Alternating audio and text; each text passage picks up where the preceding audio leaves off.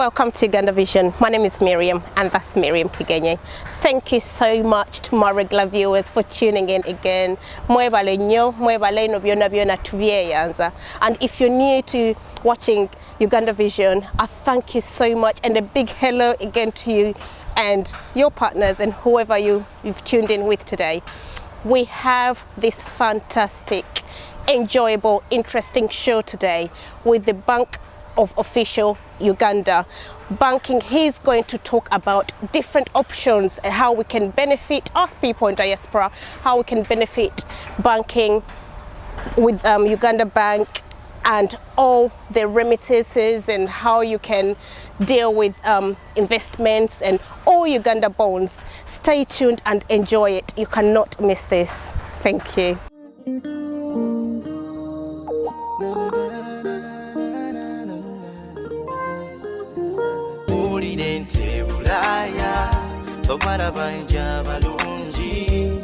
Ekyo tekimutiisa bayola malayika wange kama bayola timwagala kama bayola takumendidda kubanga nange gyendi mukuumidde obwesigwa. Hello and welcome everyone to this edition on Diaspora Bonds. We are going to have Arnold Bagwaje here telling you more on the diaspora bonds and banking in Uganda, and we have a lot to learn from Bank of Uganda and more on this show tonight. So let me go straight on to him, and he will tell you more about himself and what he does here in Uganda at Bank of Uganda. Welcome to the show, and thank you for taking our invitation. We want to know more about you and what you're doing here at Bank of Uganda. Thank you very much, and hello viewers. My name is Arnold Bagwaje, and I work with the Bank of Uganda. I'm the Assistant Director in the Financial Markets Department. I'm in charge of financial markets development.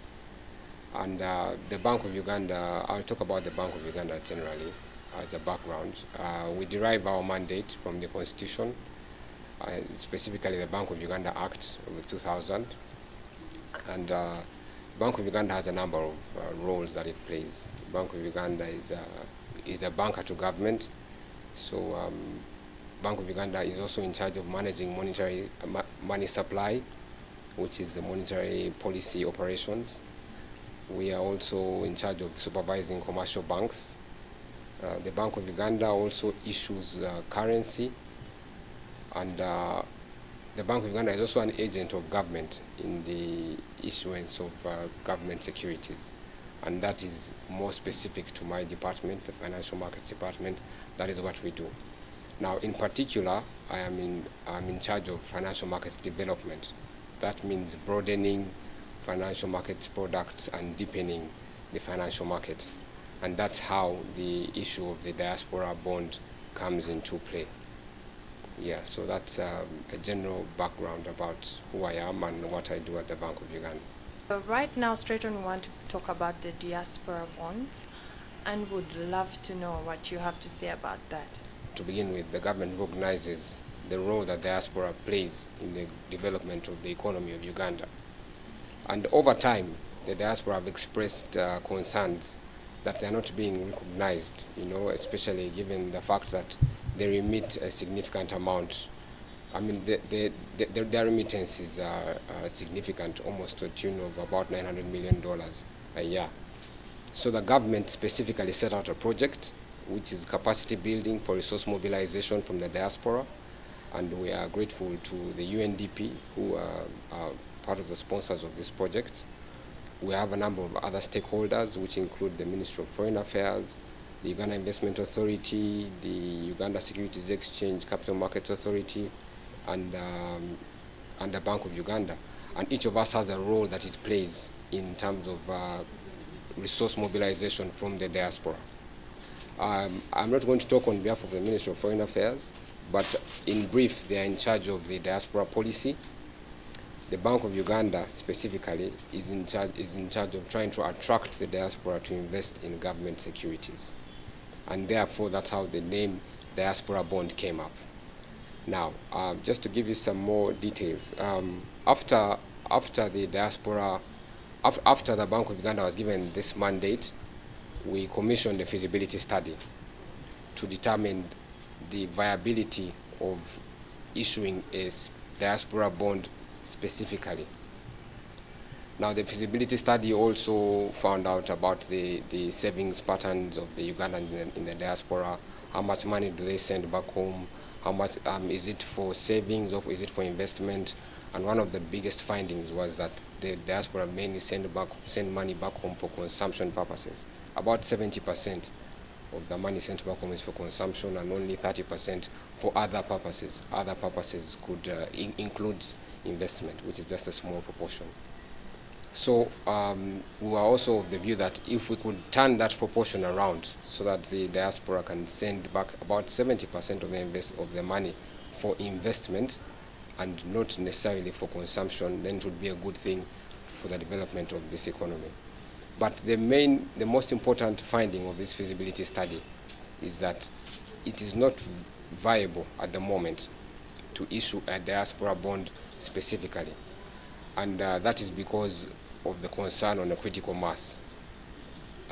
First of all, there's a lack of data on the Ugandans in the diaspora, owing to various reasons. Some of these people went there as political refugees, so they're not willing to supply the data on where they live, etc.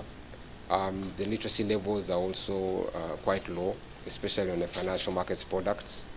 And based on these two factors, then there's a concern that if we issue a pure diaspora bond, then we may not get the subscription level that we need. So we are just trying to attract the diaspora to invest in government securities as a start.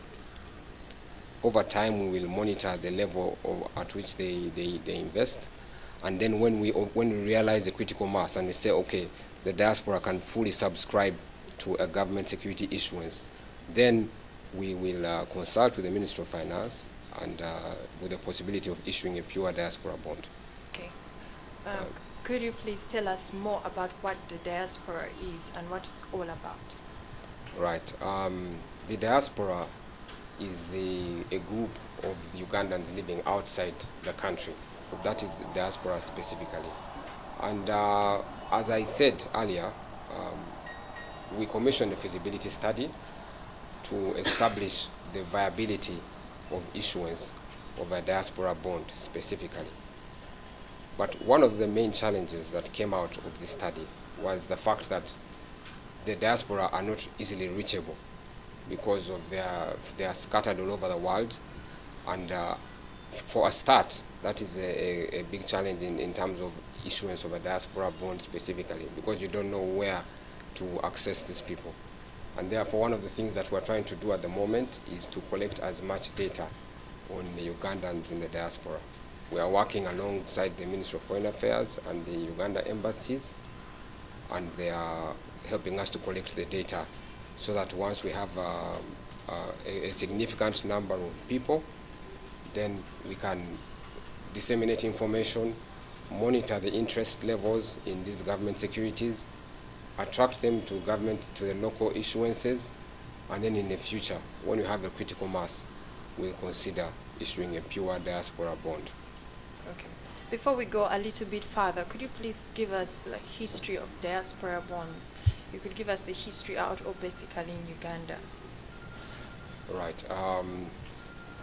Diaspora bonds, the word diaspora bonds goes way back to the 1930s.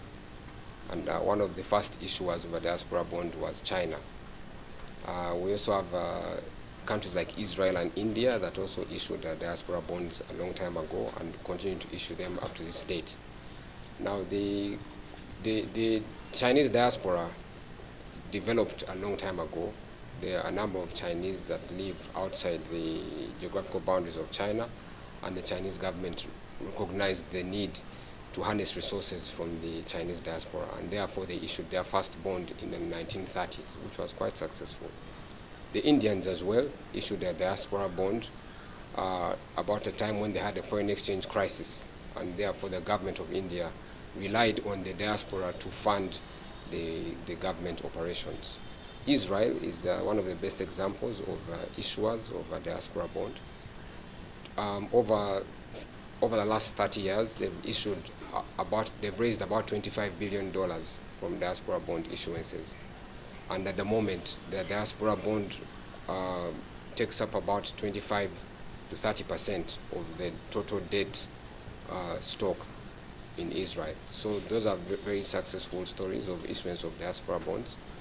And one of the good examples about Israel, one of the good cases about Israel is that after the Holocaust, the Israelis invested a lot in diaspora bonds because they needed to come back and find a good place for them to live, because the nature of this instrument is such that the money that is raised from the issuance goes into establishment of infrastructure, roads, railway networks, irrigation systems, etc.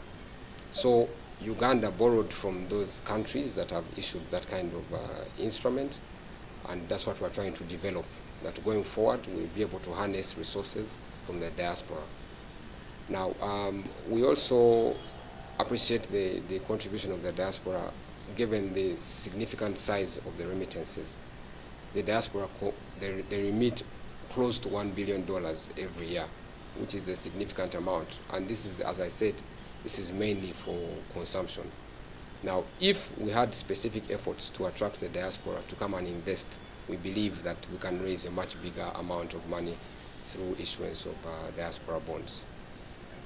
Yes. So, looking at research we've done and followed the Ugandans around, they believe the diaspora is doing much better in Ethiopia. They don't think it is strong in Uganda. So what do you have to say about how we are moving forward with the diaspora bonds in Uganda? Well, that's a good observation. That shows that that you're tracking the developments in the region. The Ethiopians actually raised a significant amount from the Ethiopian diaspora to contribute towards their Grand Renaissance Dam project, which is a 5,000 megawatt project. Now, the Ethiopians have developed their market to a significant extent, which is a step in the right direction, and that's where we intend to go. We're actually borrowing from their examples.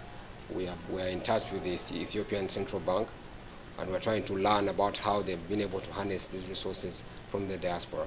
We are at the learning, it's a learning process. We're at the beginning stages. We're trying to attract the diaspora into investing in our normal, ordinary government securities.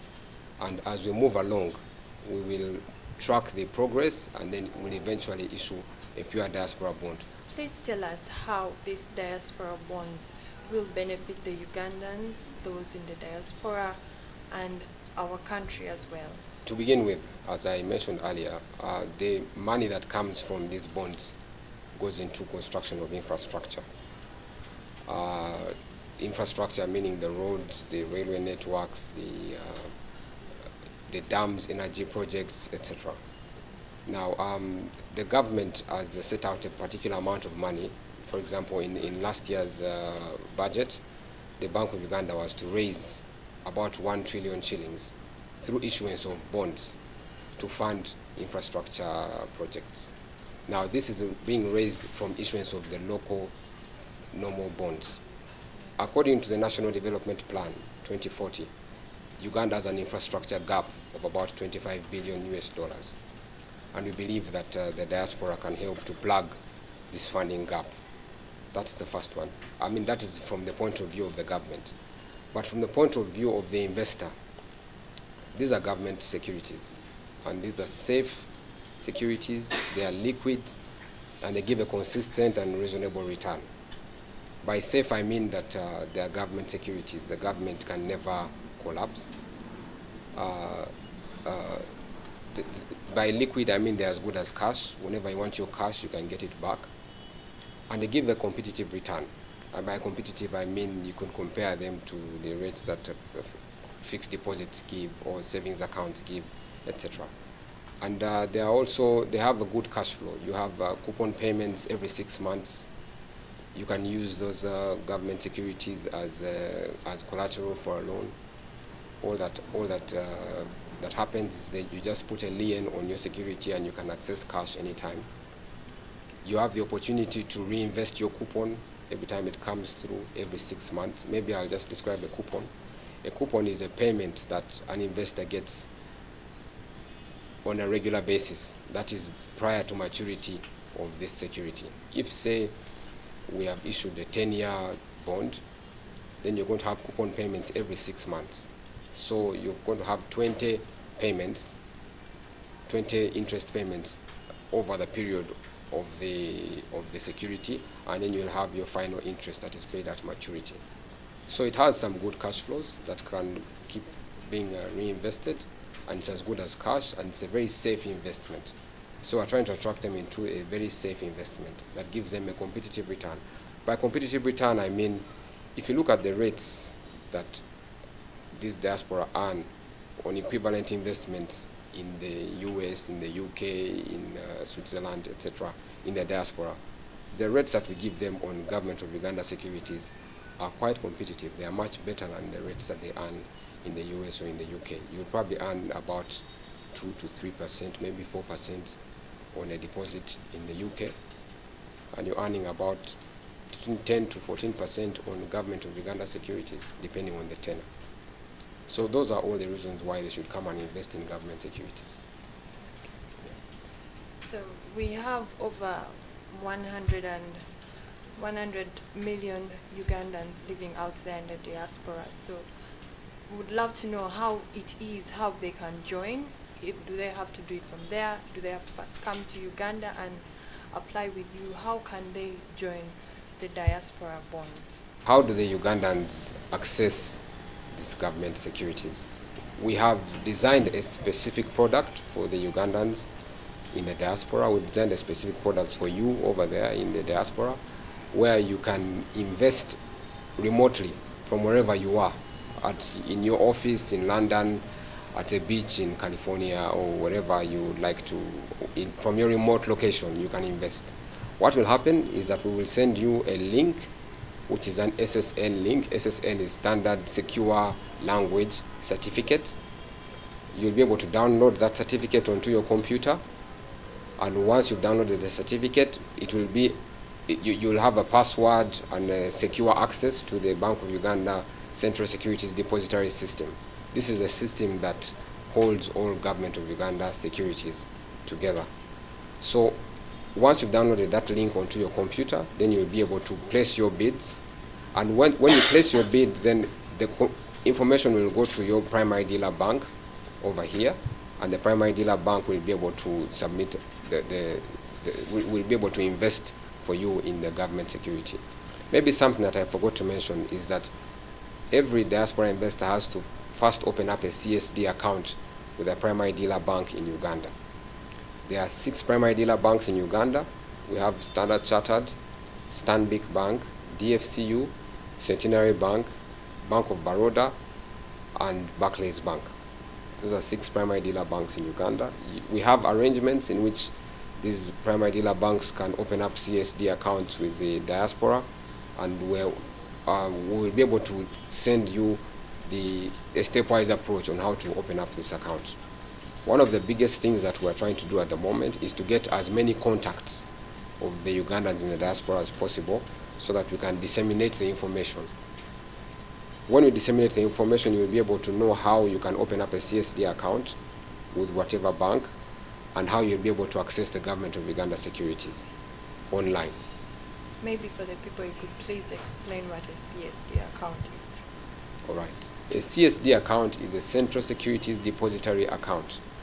Central Securities Depository is a system that we have at the Bank of Uganda. It's a depository. It's a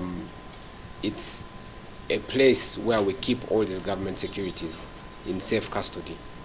So that's where, when you've bought this government security, then you're recorded in that system. That, let's say Arnold has government securities, let's say he has a 10-year bond to a tune of 100 million shillings, and your information is secure in that depository. So that's what a CSD is. Now, a CSD account is what you need to be able to access, to be able to invest in the government securities. Yes. Okay. Maybe for someone who passed on a question and wants to know how exactly the bonds work. To begin with, we have different tenors of these bonds.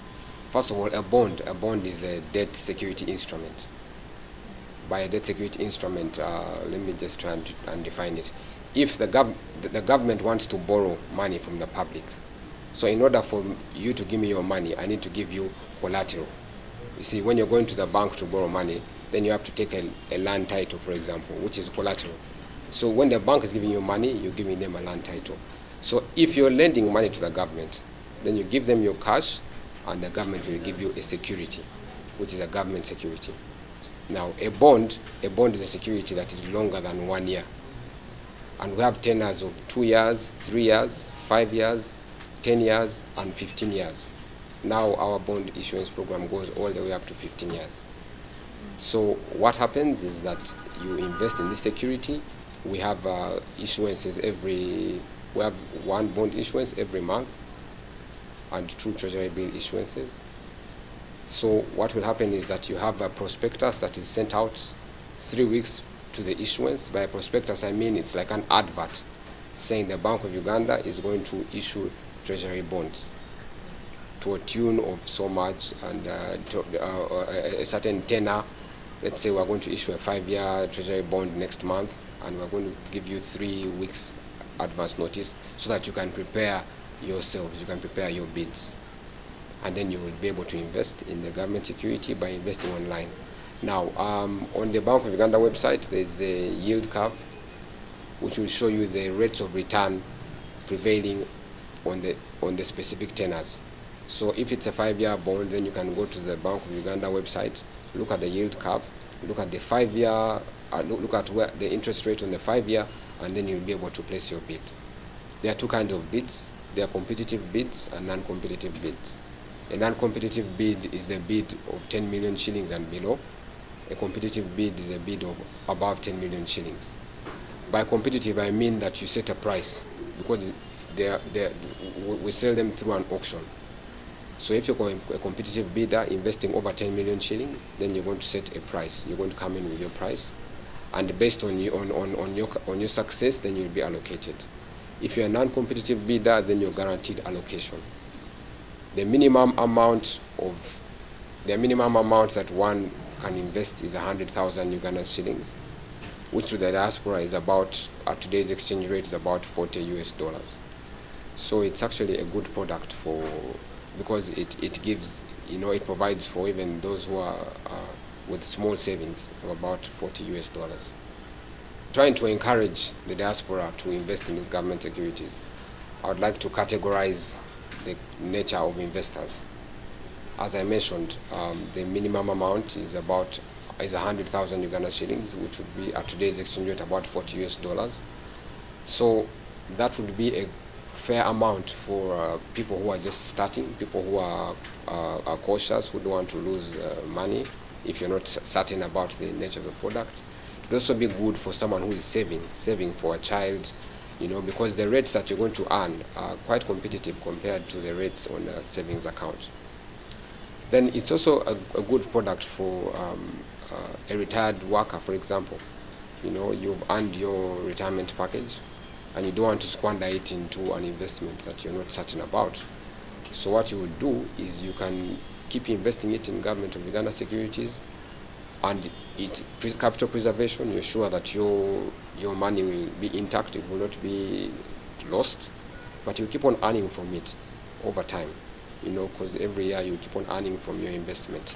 How do the people keep tracking their investments and knowing that the money is there in time and everything? Question.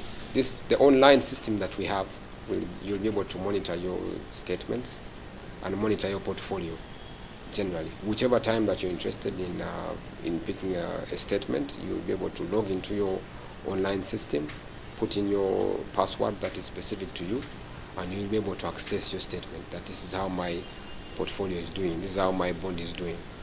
When you're going to be paid a coupon or your interest, you'll get a notification that your interest has been paid into your account. And based on that system, you can instruct your bankers to post the money to whichever account that you want it to go to.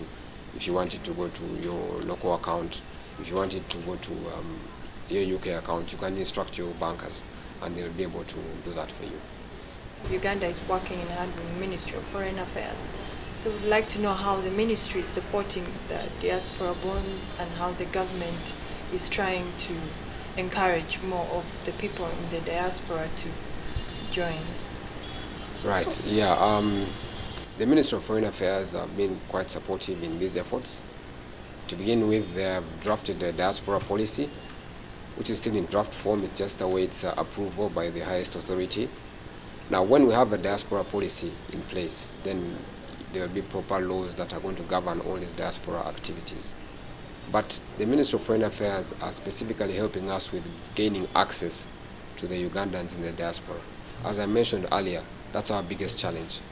Finding out where they live, finding out, basically being able to access them. So Ministry of Foreign Affairs are helping us through their missions abroad to collect databases on the Ugandans in the diaspora so that we can disseminate this information on government securities. Government securities are open to all. They are open to all, as I said. These particular efforts are to attract the Ugandan diaspora, but they're open to all. So even if you're a Ugandan who has been born in the United States and carries an American passport, you're open to come and invest in the government of Uganda securities. But I would also like to clarify that we have a stepwise approach to which will eventually lead to the issuance of a pure diaspora bond. For starters, we are trying to invite the diaspora community to invest in the ordinary government of Uganda securities.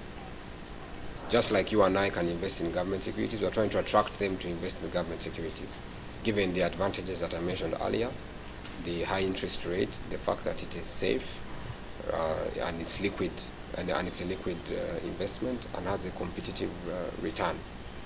Now, after they start investing in the government securities, then we continue to monitor their participation in these investments.